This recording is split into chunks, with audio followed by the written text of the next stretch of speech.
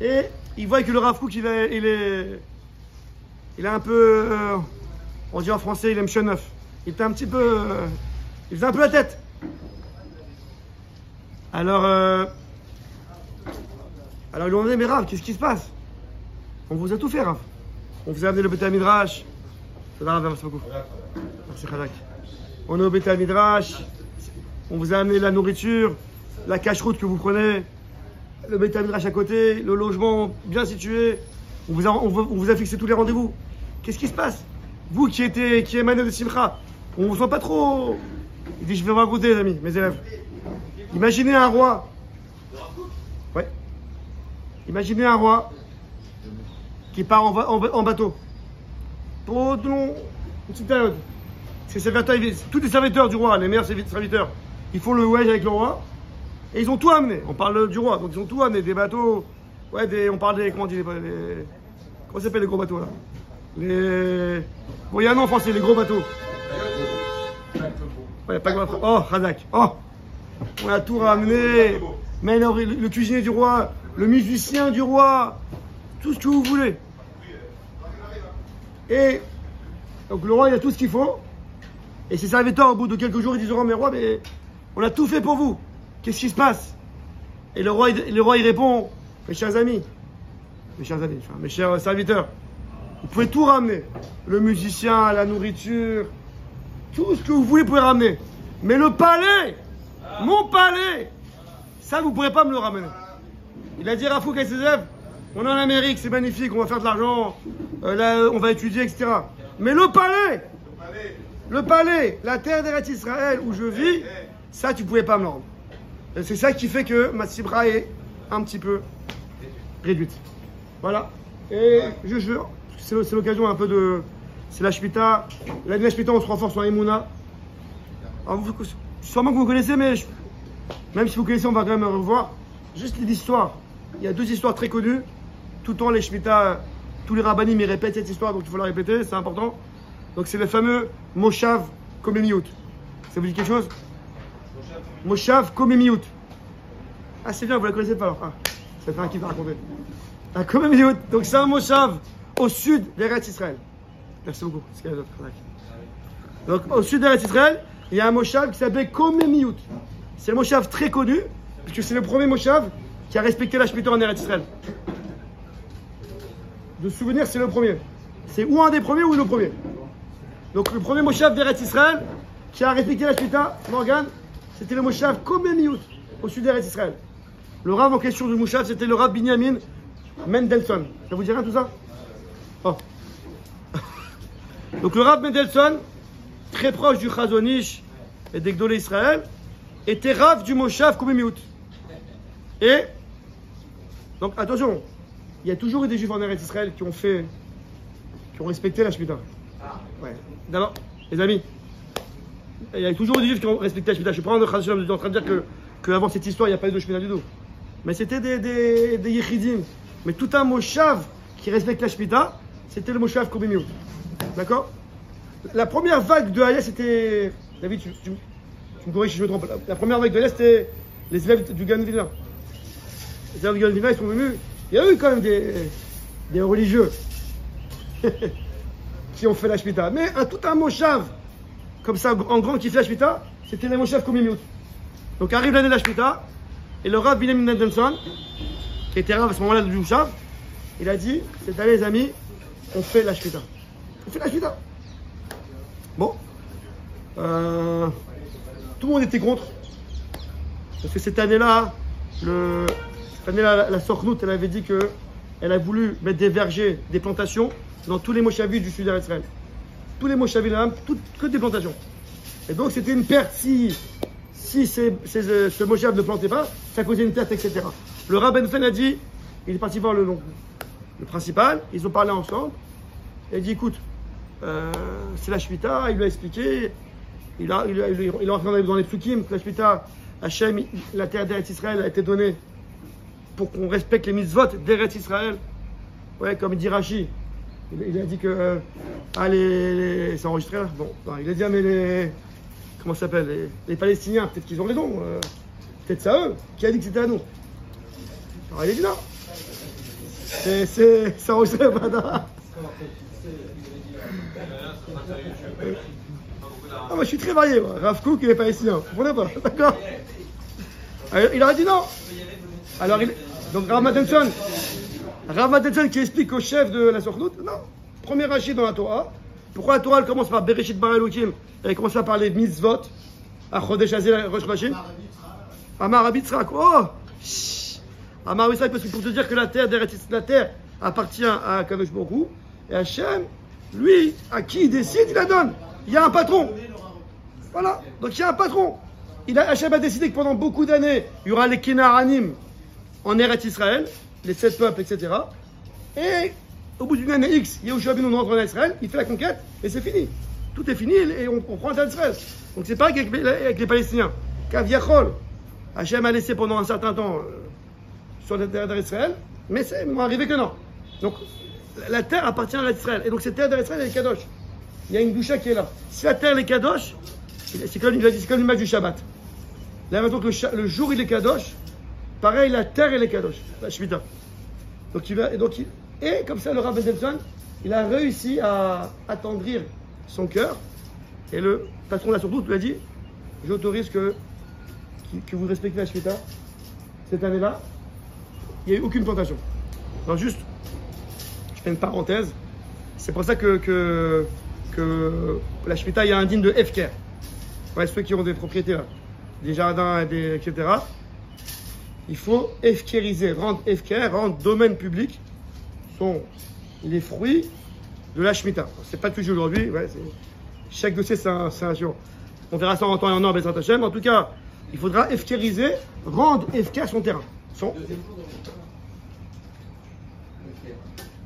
Alors justement, on va en parler, ça dépend. Si c'est les légumes, oui.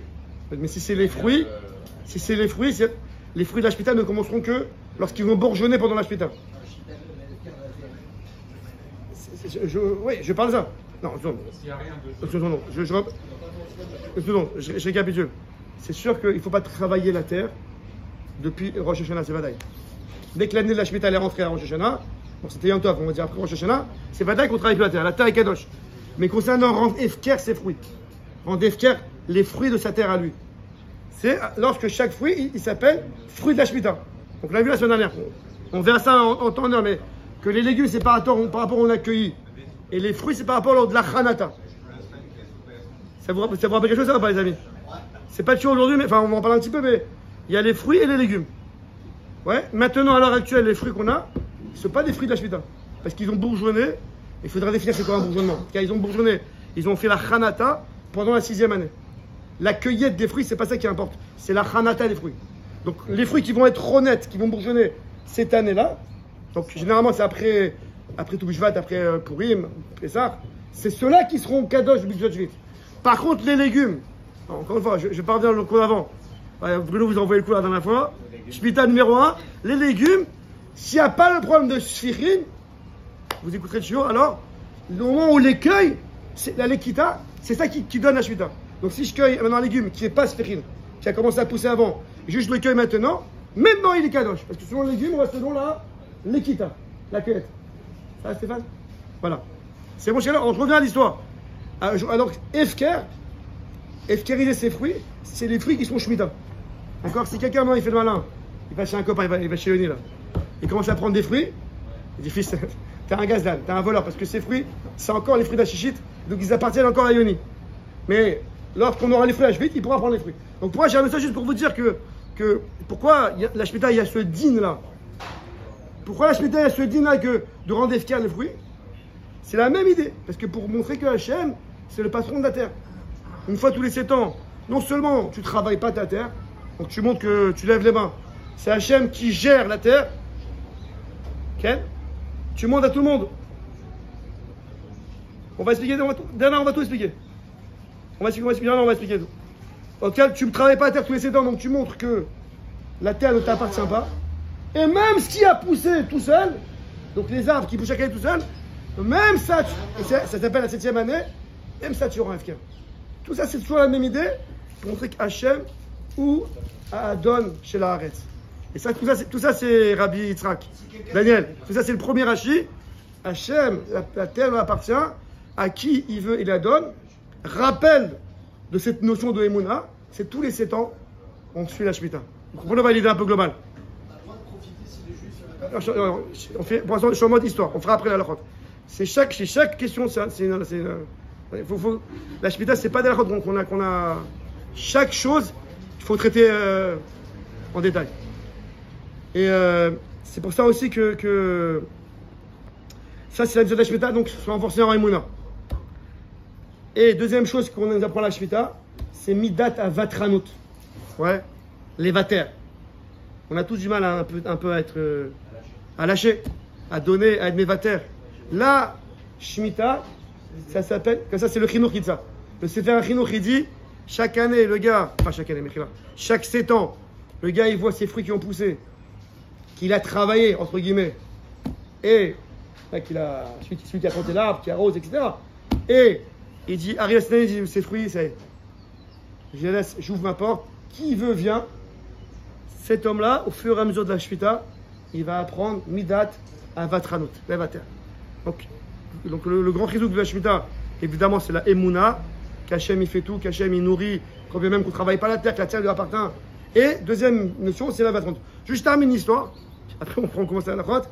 Je termine l'histoire, donc le Rav Mendelssohn, le Rav du Moshav Kominut. Donc pendant toute l'année la Shemitah, ils n'ont pas planté les vergers et compagnie. Ils ont commencé à planter, ils voulaient planter, donc que l'année d'après. L'année d'après, donc au début de l'année, ils peuvent pas, enfin en septembre, en Elul, ils ne peuvent pas commencer à planter, il faut attendre un petit peu le début de l'hiver. Mais le début de l'hiver, c'était déjà Chol HaMoed de Sukkot. Sukkot, c'était déjà Chol HaMoed. Et Chol HaMoed, on ne peut pas planter aussi. Donc, ça fait un peu lourd là. Là, je fais t'en plante pas. Chol HaMoed, ils ont posé la Sheila. Je suis sur Chazon Ish, où le Rav Mendelssohn lui-même, il a traité la Sheila. Et il a répondu, Akadosh Baruch Hu, il a le bras long, Baruch Hashem. On va faire aussi Chol HaMoed de Sukkot, on ne va pas planter. Et Mechila, non, je me rappelle, ils ont demandé au Chazon Ish. Le Chazon Ish leur a dit, pourquoi vous planter Chol HaMoed de Sukkot? Attendez la fin de Sukkot. Il a dit non, parce que si les pluies, parce que les pluies, ils vont venir maintenant, et on va rater le semaine des pluies. Chaque jour, c'est important. Je leur ai dit, peut-être que les pluies vont venir plus tard, et que si on plante trop tôt les grains, ils sèchent dans la terre. Il y a une mesure à planter. Donc moi je vous dis, laissez comme ça. Ils ont laissé comme ça, ils ont écouté. Et Kachaya, tous ceux qui ont planté juste pendant Sukkot, c'était trop tôt, les grains ont pourri, parce que cette année les pluies sont venues tard. Ils sont venus à Hanouka les pluies, au lieu de venir en Cheshvan. Et eux qui ont planté tard, ils ont eu les pluies au bon moment. Deuxième histoire, et je termine avec ça, c'est l'histoire des sauterelles. Ça, c'est l'histoire connue. Vous connaissez les sauterelles? Morgane? Les sauterelles, ça c'est connu. C'était en l'année Tafshin Yudbet, 5712. Ouais. En Égypte, pas ça. En 5712, la Shemitah Tafshin Yudbet, le Rav Mendelssohn, évidemment, il a été chômeur à la Shemitah. Et l'année de la Shemitah, il y a une invasion de sauterelles. C'est une histoire très connue. De sauterelles. Bon, c'était pas l'Égypte, quoi, mais quelque chose de anormal. Invasion de sauterelles. Et c'est que les sauterelles, elles ravagent tout. Et c'est une histoire qui est dans la Sfarim. On a les témoignages, c'est une vraie histoire. C'est pas du mytho. Et l'histoire raconte que, enfin, Mendelssohn raconte que le Moshav Komemiout, on pouvait voir à la frontière des choses, tout le reste avait été ravagé par les sauterelles. Et Bidjouk, lorsque le chef Komemiout commençait, ça n'a pas été ravagé. Il dit on pouvait voir les frontières. Il dit ça c'est la Shemitah. Il est parti voir le Rav de Brisk à Yerushalayim. Il a dit, moi c'est magnifique, je remercie Hachem, mais ça ne m'étonne pas. C'est la Shemitah. La Shemitah c'est que je Baruch lui-même. Sauf son terrain. Donc tu peux même voir. Si. Tout le reste, sauf le terrain. Sauf le Moshav. Ah ouais. Pas le Moshav de Komemiout. Donc c'est. Et je t'amène avec une dernière histoire, c'est la grêle. Morgane, Barad. On se croit en Égypte là. La grêle, ça c'était en Tafshin Nun Dalet, 5754. Ça c'est le Rav Schneor, le Rav Revar Schneor qui raconte. Bon, c'est un Rav Elad, c'est un talmid de Rav Yosef. Il raconte, on le connaît quoi, il est connu. Et souvent il donne des conférences et tout. En tout cas, il raconte lui-même qu'en 5754, en Tafshinun Dalet, il y a eu la grêle au sud d'Eretz Israël, la même chose. La grêle Barad, la grêle aussi, ça cache tout. Et la même histoire, les Moshavim. Alors là, c'est pas comme nous, parce que Brochem, on était 50 ans après, donc beaucoup d'autres Moshav faisaient aussi. Tous les Moshavim qui ont fait la Shemitah n'ont pas été atteints par la grêle. Non, après, je veux dire, après l'histoire des sauterelles. Ça, il y a déjà plusieurs Moshavim qui ont commencé à faire la Shemitah. Et donc pareil, il a raconté cette histoire à Rav Ovadia Yosef, et il a dit, c'est la Shemitah. La Shemitah, elle protège. Voilà.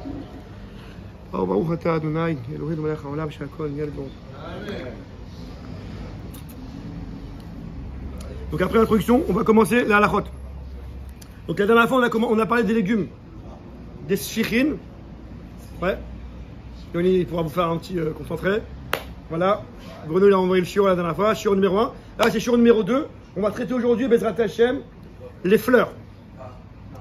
Les fleurs. Parce que là j'ai un peu la gorge sèche, excusez-moi. Pardon?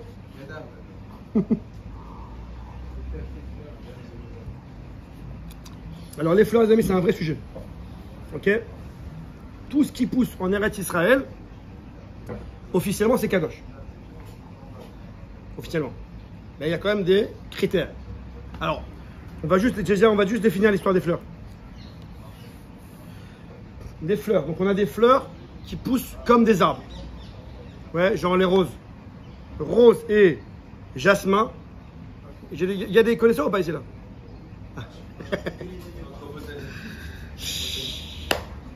Ah ouais? Ah ok. Ok, donc je ne vais pas dire de bêtises. Rappelez-vous que je n'ai pas internet et je ne peux pas voir tous les dessins à chaque fois. Mais en gros, d'accord. Donc les roses et les... Bon ça les roses on connaît, on voit. Et les jasmins, ça pousse comme des arbustes. C'est une sorte de petit arbre. Donc ça s'appelle, et on fait Atse Besamim, si on vous en tire. On est d'accord? Ça c'est une sorte de feuille, de fleurs. Deuxième sorte de buisson, j'appelle pas ça fleur, donc buisson qui a une bonne odeur, c'est le hadas, les myrtes. Ce sont un arbuste avec des feuilles, les feuilles ouais, qui donnent de la bonne odeur. D'accord avec ça? Ça c'est une sorte. Deuxième sorte, ce sont pareil le rosemarin. Vous connaissez le rosemarin? Le rosemarin c'est comme le hadas, c'est des feuilles, c'est pas des fleurs. Quoi.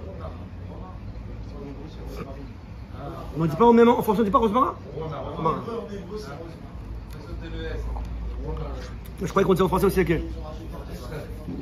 Deuxième sorte de fleurs, là c'est déjà des herbes qui donnent de l'odeur, le na'ana ou la menthe. C'est bon, je crois.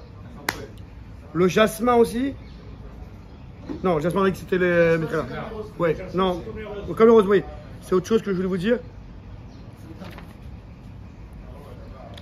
Le henné, c'est autre chose. Non, le henné, c'est comme un arbre.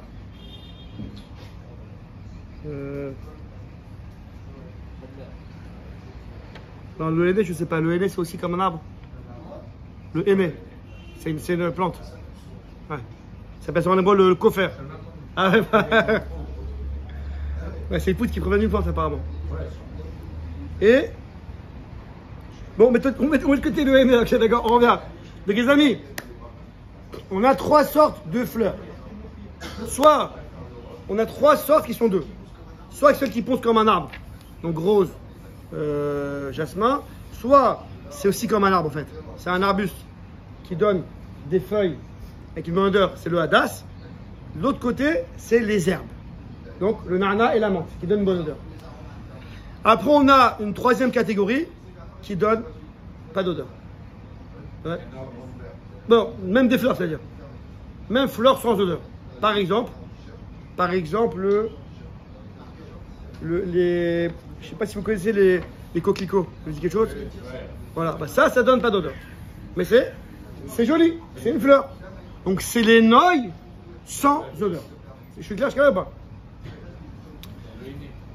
Ah, vous l'avez ou pas alors? Donc c'est un arbre de Khadak. Khadak. Ah ouais, on commence le cours, Daniel. Ah ouais. Troisième catégorie, les amis, c'est une chose qui est là pour faire joli et qui donne une odeur, mais c'est pas là pour l'odeur. Il y a des fleurs qui font joli. Alors, sa fonction, en fait, on va dire, la fonction de cette fleur, c'est de faire beau, de décorer. Mais il y a aussi une odeur. Vous suivez là-bas? Oui. Mais c'est pas là pour l'odeur. Alors ça par exemple, on aura non, la lavande. Non, la lavande, c'est pas odeur. C'est pas odeur. Peut-être les tulipes, non? J'ai un saphèque sur les tulipes. Il n'y a pas une petite odeur? Pas très bonne. Bon, en tout cas, c'est aussi une catégorie. Okay, moi, je place d'abord la catégorie, après on dira l'arrivée. Maintenant, quand est-ce que c'est Kadosh? Bigdushat Jvit. Ah non, ouais, alors là, je vais pas y donner parce que je vais parler des légumes. Ouais, non, ouais, d'accord. Alors, ce qui est clair, tout ce qui donne de l'odeur, ce qui est clair d'après tout le monde, il n'y a pas de marloquette, Papioni. Ce qui donne de l'odeur et ce qui est là aussi pour donner du goût, comme le na'ana ou la menthe, c'est Vadaï Kadosh Bigdushat Jvit. Vous suivez là-bas? Au cas normal, si c'est une bonne odeur normale. C'est une odeur normale et c'est mangeable, ça donne du goût. C'est compliqué d'ailleurs, on fait c'est simple. C'est Kadosh Bigdushat Jvit. Donc, si quelqu'un veut utiliser du na'ana pour la Havdalah, alors il faudra attention de ne pas jeter après le na'ana. Comment dire? Incombe sur ces choses-là, notamment le na'ana, les halachot de Gdushat Jvit. Est-ce que c'est clair jusqu'à là? Donc, l'utilisation normale. Non, est-ce que le fait que les sentis pour la Havdalah, il y a un régime spécial? Il faut continuer à sentir, ça veut dire. Quoi par exemple? Tu veux dire par exemple si je veux le manger? Il sent le nana, après il le met dans le thé. Rien à voir avec Shemitah.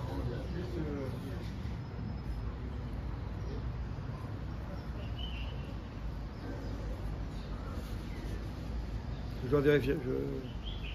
C'est moi, tu vas par rapport à l'accord de l'Avdala, tu parles. Est-ce que ça. Je préfère vérifier. Ah, d'accord. En tout cas, les amis, si quelqu'un utilise le na'ana, vous me suivez là ou pas? Ou toute autre épice qui est là et pour donner du goût et qui a une bonne odeur, c'est assujetti aux lois de la Shemitah. Comme les légumes, comme les sphirines. Alors, est-ce qu'il y a sphirine dans le na'ana? Ça, on a déjà parlé que non. On a dit que non. Quand le na'ana, il se prolifère, quoi, chacun est tout seul, il n'y a pas le problème de na'ana, de sphirine. Donc, les amis, je n'ai pas fini, les amis, une seconde. Les amis, je termine une seconde. Parce que il faut. S'il manque un temps, il n'y a pas sa fausse histoire. Dans le na'ana, on va selon la lekita, selon la cueillette. Ça veut dire le na'ana, si je l'ai cueilli, comme les légumes, bravo. Si je l'ai cueilli cette année, au moment où je le cueille, il est kadosh. Si je vais le cueillir l'année prochaine, la 8e année, il ne sera pas kadosh. C'est selon la lekita. Donc, je reprends un na'ana cueilli la 7e année pour la vala par exemple. Après, je ne peux pas le jeter. Il faut se comporter en termes de kedusha.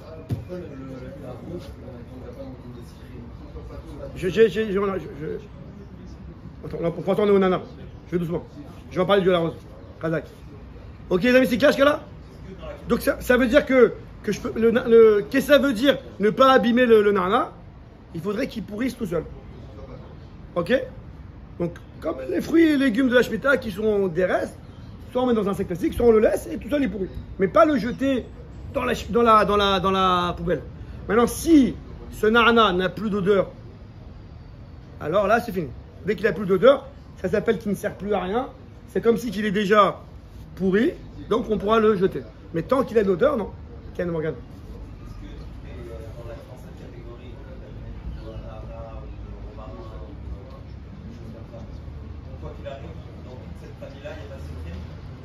Je parle que du nana pour l'instant. Je traite par famille. Voilà, c'est pas vrai. Quel? Et nana ou ce qui ressemble à ça? Rabbi, Morgan, nana ou tout ce qui est comme le nana? Nana ou ce qui ressemble? Est-ce que jeter égale planter? Jeter où? que tu viens de dire là, jeter, est-ce que c'est égal à planter? Moi, je parle de jeter à la poubelle. Non, jeter, c'est pas égal à planter, mais c'est égal manque de boucha. Zilzoul. Il y a plusieurs problèmes. Je peux pas planter pendant un shmita, c'est un problème. Je peux pas non plus être mezalzel dans les fruits et légumes, dans les en rama. Ça, les deux sont assourds. Les deux c'est assourd. Bon, okay. C'est bon, les amis? C'est bon, ce cas-là ou pas? Maintenant, on va parler des roses. David. Alors, les roses.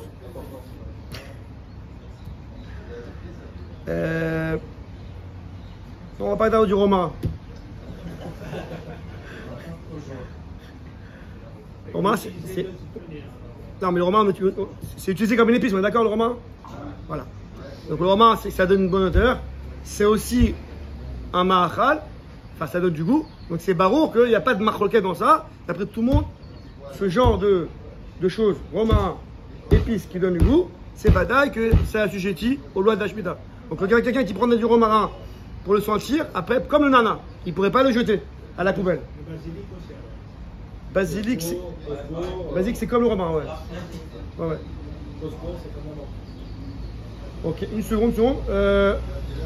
C'est rafraîchi, donc il y a pas. C'est rafraîchi aussi pareil. Donc il n'y aura pas sphirine. Ouais. Alors. Bravo. Alors, là je fais une petite pas là. Là je change de catégorie d'amis. Les amis, je change de catégorie d'amis. Daniel, je change Stéphane. Je change de catégorie, pourquoi je parlais du romarin? Parce que le romarin, c'est plus une herbe, c'est comme un arbre, on l'a dit. Donc, si c'est comme un arbre, c'est vadaï qui n'a pas le issour de sphirine. Tout sphirine, c'était tout ce qui s'apparente aux légumes, qui poussent dans la terre même. Tout ce qui est en mode arbuste, il y a un tronc, il y a la racine reste quoi. Donc voilà, donc le romarin, rose et jasmin, il n'y a pas de sphirine. C'est clair chez les amis? Maintenant, pour revenir au romarin, puisque ça a du goût et ça a une odeur, c'est vadaï que c'est kadosh. Donc si c'est kadosh, après la Havdalah, je ne pourrais pas le jeter à la poubelle par exemple. Parce que c'est kadosh, je dois me comporter en doucha. Donc il doit pourrir tout seul, ou dès qu'il n'a plus d'odeur, il ne sert plus à rien, là je peux le jeter. C'est clair jusqu'à là? Ok? Deuxième précision, le romarin, comme c'est un arbre, on ne va pas selon la cueillette. On va selon la chanata. Alors chanata c'est aussi un sujet en soi. Qu'est-ce qui s'appelle bourgeonner? Est-ce qu'il faut que la pousse elle ait commencé à un tiers? Il faut qu'on commence un petit peu à voir la fleur. En tout cas, ce qui s'appelle bourgeonner, la chanata, c'est ça qui va définir shmita ou pas shmita. Donc si quelqu'un il a des romarins maintenant, ils ont bourgeonné la chichite. Donc les romarins de nos jours, maintenant ils sont pas kadosh. Ils s'appellent chichite, 6e année. Mais au fur et à mesure d'années qu'on aura des romarins qui auront bourgeonné pendant la 7e, même si je les cueille et la 8e, comme les fruits, ils ont le tampon de Kdushat Jvit. C'est bon, je ne pas. Il y a deux notions. Qu'est-ce qui est kadosh et quand est-ce que c'est kadosh? Ok? C'est bon? Les roses et jasmin, la même chose. Exactement. Juste que les roses. Alors, est-ce que les roses de nos jours, on continue à les déguster? Oui. Je n'aime pas ce mot-là. Voilà. Bon, c'est ce qu'il y a écrit dans les marchés. Voilà, c'est ce qui... Et pareil, les poskim ils disent comme vous, donc c'est bon, on est accordé, que les roses, les roses, voilà, pétales de rose. Donc les roses aussi, les amis, les roses aussi, comme c'est réach et ma'achal, épices, goût, d'après tout le monde, il n'y a pas de marloquette, c'est kadosh, bigdushat jvit. Mais comme le romarin, comme ça, c'est kadosh. Mais comme le romarin, comme c'est un arbuste, selon la chanata, le bourgeonnement, pas selon la lekita. Je suis clair jusqu'à là ou pas? Il faut qu'il y ait les deux critères, sentir et goûter. Pour l'instant, oui. Je vais doucement, pour l'instant, oui. Seul, non. Alors, j'arrive. Je fais par exposé. Pour ça que j'ai commencé par introduction où il y a plusieurs catégories. Par étape. Catégorie. C'est vrai que ça aurait été bien si on a un tableau, mais bon. Mais ouais, ben. Je suis là. Les amis, c'est bon ou pas jusqu'à là? On avance? Daniel, c'est bon? On avance ou pas? Donc, romarin rose, c'est classé. Na'ana, c'est classé. On a herbe, na'ana, qui est ma'achal et réach. On a rose romain qui est arbuste et réach et ma'achal. Maintenant, entre les deux, Bernard, qu'en est-il? Non, je vais d'abord faire le plus simple. S'il n'y a rien du tout, plus simple. S'il n'y a rien du tout, Daniel, bravo, coquelicot. Donc, c'est joli, coquelicot. Mais coquelicot, c'est. Comment on dit en hébreu coquelicot? Ah, Samuel, tu tombes bien. Un vrai Israélien. Comment on dit en hébreu les coquelicots? C'est une fleur. Comment on dit? Oh, Kalanit. Hazak. Regarde, comment on dit les tulipes? Ok, fils, va faire son Ramadan. Oh, Hazak, Samy. Oh, tulipe et on a dit coquelicot. C'est joli. Les amis, encore quelques minutes. Coquelicot, tulipe. Pardon? Parag. Ah, pas mal. Ça dit Pérec. Pérec, c'est autre chose. C'est les testaments, c'est autre chose. Les amis, coquelicot. Voilà. Donc, ceux qui ont Internet, vous verrez ça après. Voilà. Les amis, coquelicot et tulipe, c'est joli. Ce qu'on appelle en hébreu, c'est l'énoï décoratif. Mais il n'y a pas ni goût, ni odeur. Donc, d'après tout le monde, la tulipe et les coquelicots, c'est pas kadosh bigdjachvit. Il n'y a pas de problème. Non! Ah, je répète le cours d'introduction. Il y a 2 semaines. Voilà. Il y a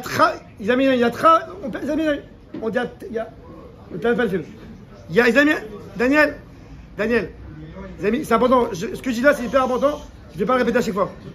Daniel, c'est important, je ne vais pas le répéter à chaque fois. Il y a le issour de travailler la terre, travailler les fleurs, la terre, les arbustes. Ça concerne toute la Shemitah et tous les produits agricoles confondus.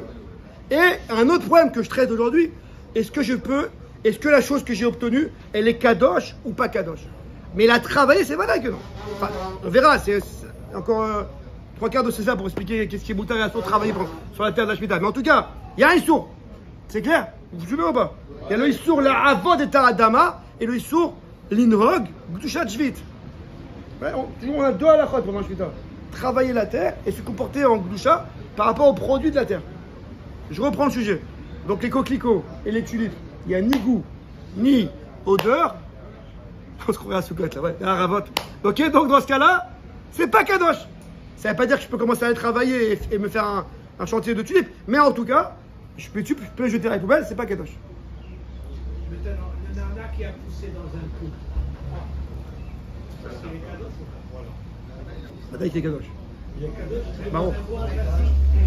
Je parle. Je ne veux pas rentrer dans Rabbi Eli. Vous posez une question aux amis. Les amis, vous posez une question fondamentale. C'est tous 3 sujets. Ouais. C'est 3 pour cette histoire. Qu'en est-il des pots de fleurs et des plantes qui ont poussé dans des pots avec des trous, des pots sans trous, des pots à la maison, des pots en dehors de la maison? Les amis, on a 4 paramètres. Est-ce que le pot, il est troué? Est-ce que le pot n'est pas troué? Bernard, est-ce que pot troué, pas pot troué? Est-ce que il est dehors ou il est à l'intérieur? Rabbi Eli Bezrat Hashem, qu'Hachem donne la vie, la santé et l'intelligence. On fera des shows pour ça sur ça. C'est un coup en soi. Là, on prend les cas normaux, les cas de base. Ok?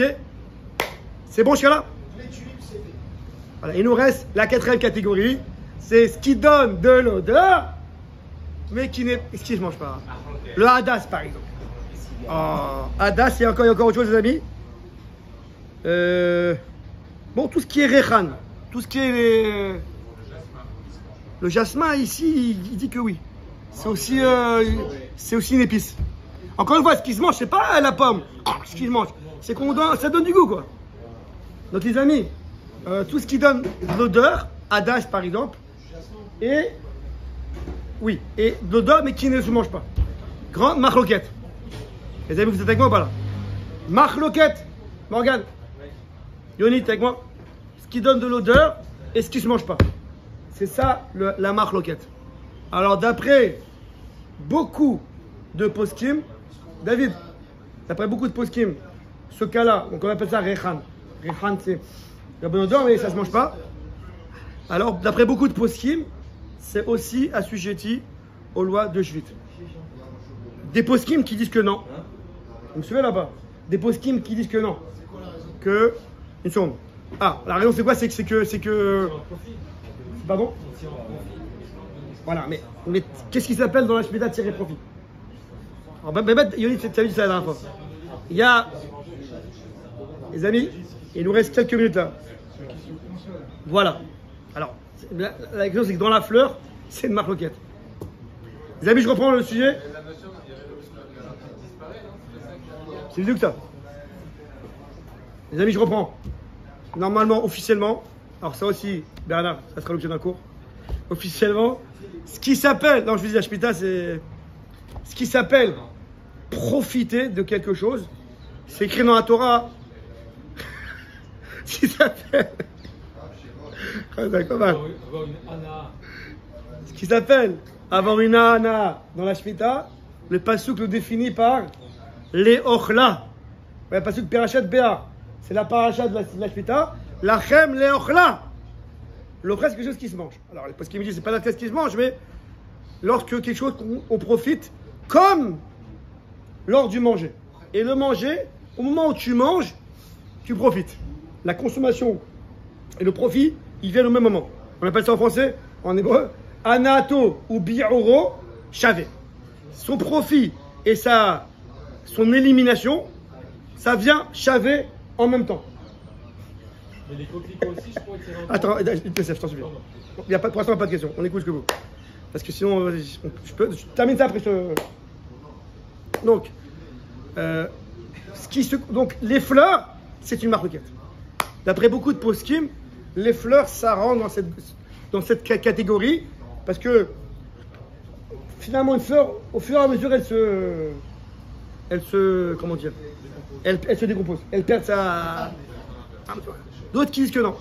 D'autres poskim disent que non. Tu sens, on voit rien, un bonjour, elle fan. Mais il n'y a pas ce système-là. Bon, en tout cas, dans la fleur, c'est une marloquette. Beaucoup de poskim qui disent que la fleur, si elle donne de l'odeur, même sans goût, elle est assujettie aux lois de Doucha. Des poskim qui disent que non. Ok, donc. Oui. Que c'est pas kadosh. Comme les coquelicots. Alors, d'après, il ne faut pas faire la bracha sur les vaisselles. Parce que Ouais. ceux qui disent que quand il n'y a qu'une odeur, Non, mais en face de moi, il m'a pris par de cours là. s'il n'y a que de l'odeur, il y en a qui disent c'est. Il y a une odeur, mais il n'y a pas de goût. Donc il y aura Bessamim. Ça n'a rien à voir. Il y aura Bessamim. Bien sûr. Il y a une odeur sans goût. Donc, il répète qu'il y a un profit. Donc, s'il y a un profit, c'est comme contraire. C'est pour ça que j'ai défini avant. Dans la Shmita, est-ce que ce profit, il rentre dans le profit de la Shmita? La Shmita, il n'y a pas écrit n'importe quel profit. Le profit que j'ai dit exactement qu'il faut que ça se consume au moment où tu profites. La preuve, mais justement, le fait qu'on ait une bracha sur les vaisselles, c'est pas la preuve qu'on profite comme du manger. Je répète, il faut profiter. Au moment où tu profites, ça disparaît la chose. Les ochla, lorsque tu manges une pomme, tu profites et tu élimines un peu la pomme au fur et à mesure. Ça s'appelle anato ou bi'oro, bi'or c'est éliminé, chavé au même moment. En vrai, pour avoir la vraie saveur, l'odeur de la fleur, Ouais, bon. Parce que c'est la Gemara qui dit, parce qu'il y a écrit lachem. Bon, on verra, on fera un sujet en soi, c'est un sujet en soi. Quel Rabbi Yosef? Bezat Hashem, Béhémet, beaucoup. Ouais, les amis. Ouais, ce chiot, c'est un. Yoni, c'est un chiot commercial, ce chiot. Il faut à chaque fois revenir. D'accord. Non, Béhémet, généralement, on commence à la crotte l'été d'avant. Comme ça, on arrive, on est déjà prêt. Bon, mais voilà. Ok. Quel Rabbi Yosef? Tu as parlé de profit de Anna par rapport à. Quel? Tout à l'heure, tu as dit que les coquelicots et les tulipes, c'est pas kadosh, parce que pas de profit. Voilà, parce que le écart c'est pour la beauté, la décoration, pas l'odeur. Il a dit que les coquelicots, on peut s'en servir pour extraire la teinture, les couleurs des coquins, pour faire des cosmétiques, pour faire Ouais, mais on fait- etc. Donc il y a une Anna. Ouais, mais est-ce que c'est fait pour ça quoi? Est-ce que ceux qui font des couleurs n'utilisent pas d'autres ingrédients beaucoup plus usuels que ça? Parce que finalement, la couleur, tu peux l'utiliser de n'importe où. Peut-être, mais à partir du moment où il y a une possibilité, donc je peux extraire une nana de ça. Mais je te réponds, mais est-ce que les gens ils font ça? Est-ce qu'on fait ça? Les professionnels. Est-ce qu'ils font ça, les professionnels? Tu le réponds, tu réponds après. Bon, Bon, est-ce que généralement on fait ça? Ceux qui veulent les couleurs, qu'est-ce qu'ils prennent comme plante? Ils prennent les plantes usuelles pour ça. Il y a des plantes qui donnent des couleurs. Ce que tu dis, de tourbe. Même, ouais, même, je pense que c'est même pas la moitié, quoi. Tu vois, mais c'est même pas, je veux dire, un pourcentage reconnu, quoi. Parce que de tout, tu peux faire de la couleur. De tout, tu peux extraire un peu de la couleur. Les amis, je termine le cours, là, on a presque fini. Les amis, on a presque fini. Juste, je reviens au Hadassim, les amis. Les amis, il nous reste 5 minutes, je vous en supplie. Les amis, Morgane, David, 5 minutes. Je vous en supplie, il reste 5 minutes. Je reviens au Hadassim. Les Hadassim. Donc, on a dit que les Hadassim, vous vous rappelez? Un arbuste, c'est que d'odeur, pas de goût. Donc, ça rentre dans la maroquette. Arbe martirim, arbe poskim marmerim, d'autres. Bon, maroquette. D'après tout le monde, si les Hadassim de Sukkot, comme ils ont été plantés pour la mitzvah, il y a des champs à Tzfat et compagnie, qui vont planter des Hadassim, des vergers de Hadassim, que pour Sukkot, pour la mitzvah. D'après tout le monde, ceux-là, il n'y a pas de problème. C'est pas kadosh. Parce qu'ils ont été plantés, pas pour leur odeur, mais pour la mitzvah de Sukkot de Hadassim. Donc, donc ceux qui ont des Hadassim de Sukkot, ils sont pas, d'après tout le monde, c'est pas kadosh. Je pense que sur l'odeur, il y aurait, ça serait exact. Eh non, parce que c'est planté pour la mitzvah et pas pour le. T'as pas le droit de sentir justement. Pardon? T'as pas le droit de profiter de l'odeur du Hadassim. On peut après, quoi, après Sukkot. Bon, ouais. On peut après. Celui qui sent et qui doit le quart de ton visualisation. Qu'est-ce qu'il y a? Il est défini comme celui qui sent le Hadassim. Oui. Et on te dit, il a été planté parce qu'il sent pas. Non, j'ai pas dit ça. Non, j'ai pas dit. Non, j'ai pas dit qu'il a été planté pour pas qu'il sente. Il sent. Mais là, pour la mitzvah. David, tu fais une bonne intervention. Mais on se sert de son odeur pour dire que c'est vrai. Mais en tout cas, pourquoi ils l'ont planté, eux, les planteurs? La matara, c'est pour la mitzvah. Je termine, les amis. Je termine presque. Dans les cas de figure, que ce soit les plantes, les na'na ou que ce soit les roses, comment on cueille les fleurs dans son jardin à la Shemitah? Donc, on a expliqué. Il reste 30 secondes, je ne veux pas de questions, David. On a expliqué dans chez nous, on a expliqué. On n'est pas en mode de Gemara Beta, la poule. Là, on est à la Khalabasé. Après, on discute si tu veux. Non, je crains ça, mais c'est là. Parce que j'ai. Là, on a expliqué quels fruits, quelles fleurs sont assujettis à la Gdusha de Shvit et la catégorie, je suis désolé, Bechila, catégorie herbe et catégorie arbre. C'est bon ce cas-là ou pas? Maintenant, il sait qu'il y a une halakha qu'on ne peut pas cueillir des fruits comme d'habitude. Ouais, ça aussi c'est un shiur en soi, Be'ezrat Hashem. D'accord. Que ceux qui ont des vergers, ils ont des fruits à la maison. Lorsqu'il y aura le problème du Shadjvit sur les fruits, donc après Pessah et compagnie, il y a une manière comment on cueille les fruits. Parce que c'est écrit dans la Torah, et tsefiach ketzirecha lotiksor. Vet'ini venezirecha et les anavim de ta vigne, lotifsor, ne vendange pas. Donc tu m'as dit il y a 2 secondes que les achla, que je peux manger les fruits de la Shemitah. Et tu me dis mais non, ne vendange pas, ne cueille pas. Et comment je fais? Je mange sur l'arbre. Alors le Rambam m'explique que à Kavana, tu peux les manger, Vadaï, c'est kadosh, il faut les manger, c'est même une mitzvah d'après certains. Mais l'otik sort, ne vendange pas ou ne rigole pas, comme c'est l'habitude en temps normal. Tu dois faire un chinouille. Alors, vous suivez là-bas. Donc dans les fleurs aussi, il faudrait faire un chinouille. Ça serait quoi le chinouille? Ils disent les poskim, là on voit la chokma des chachamim. Il faut cueillir la fleur plus haut ou plus bas que la normale. Alors, je ne suis pas un connaisseur, Bernard, mais apparemment, si c'est un tiers au niveau de la tige supérieure ou un tiers inférieur ou un tiers supérieur, ça s'appelle anormal un chinouille. Il ne faut pas faire au milieu. Apparemment, je vous dis, je ne connais pas, je n'ai pas internet. Apparemment, ceux qui cueillent les fleurs, ils coupent au milieu de la tige, ça améliore la fleur, etc. C'est mieux. Si on fait au tiers d'avant, au tiers d'après, ça s'appelle un chinouille. Je termine. Mais d'après beaucoup de poskim, on parle pour des professionnels. Que chez eux, cueillir une fleur, ça a un sens. Ici ou là-bas, ils savent exactement. Mais quand on a affaire à des amateurs, comme Yoni par exemple, le gars il prend sa rose, il prend son couteau. Quand on a affaire à des amateurs, quand on a affaire à des Tunisiens qui ont planté des roses, ok, que pour eux, couper là ou couper là, c'est la même chose, ils coupent de manière normale parce que leur manière normale, ça s'appelle déjà une manière anormale pour les gens qui s'y connaissent. Dernier sujet, on termine là, B'Zat Hashem.